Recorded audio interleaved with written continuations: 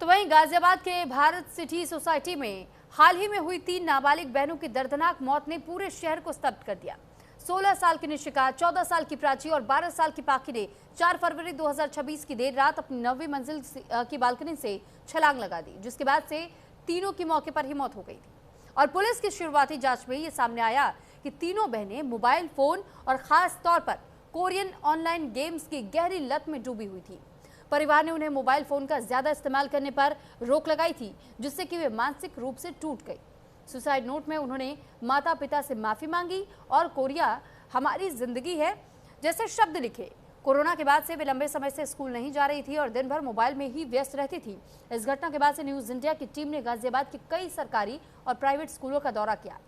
छात्रों, अभिभावकों और प्रधानाचार्य से बातचीत में ये बात सामने आई कि अधिकांश बच्चे रोजाना 4 से 6 घंटे या इससे ज्यादा मोबाइल पर बिताते हैं। कई अभिभावक मानते हैं कि बच्चे पढ़ाई छोड़ करके गेम्स में ही खोए रहते हैं।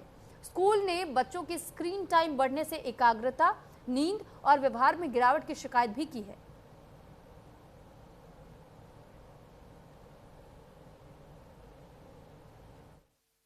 गाजियाबाद में लोनी क्षेत्र के अंदर 3 बहनों की आत्महत्या के बाद जहां बड़े सवाल खड़े हो गए हैं, रोज नए खुलासे हो रहे हैं, वहीं कहीं ना कहीं बच्चों की वेलबींग को लेकर स्कूल भी सतर्क हो गए हैं। न्यूज इंडिया की टीम ने गाजियाबाद के अलग अलग स्कूलों का जायजा लिया तो पाया कि स्कूल भी अब अवेयर हो चुके हैं। स्कूल के अंदर काउंसलरों की तैनाती हो चुकी है। अब बच्चों को आइडेंटिफाई कर रहे हैं कि बच्चा किसी वाद विवाद से ग्रस्त तो नहीं है या कोई ऐसी चीज जो घर की बातों को लेकर परेशान है और स्कूल में आ रहा है, इससे उसके स्वभाव में बदलाव आ रहा है। उसको लेकर काउंसलर लगातार अपनी काउंसलिंग कर रहे हैं और ऐसे बच्चों को आइडेंटिफाई कर रहे हैं जो मानसिक रूप से परेशान चल रहे हैं और उनके माता पिता से संपर्क करके स्कूल ऐसे बच्चों में सुधार लाने की कोशिश कर रहे हैं। हमने बात करी गाजियाबाद के अलग अलग सरकारी व गैर सरकारी स्कूलों से तो पाया कि वहां पर अलग से एक विभाग बनाया गया है जहां पर डॉक्टर्स की तैनाती करी गई है जो बच्चों की काउंसलिंग कर रहे हैं नियमित रूप से।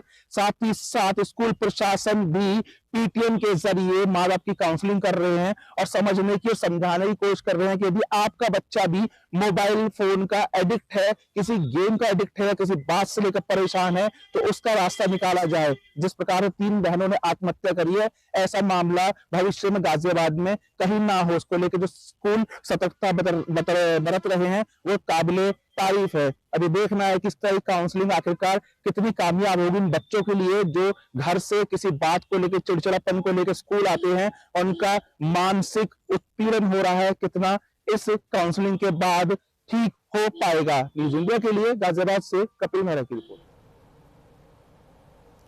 और इसी के साथ फिलहाल इस बुलेटिन में इतना ही। नमस्कार।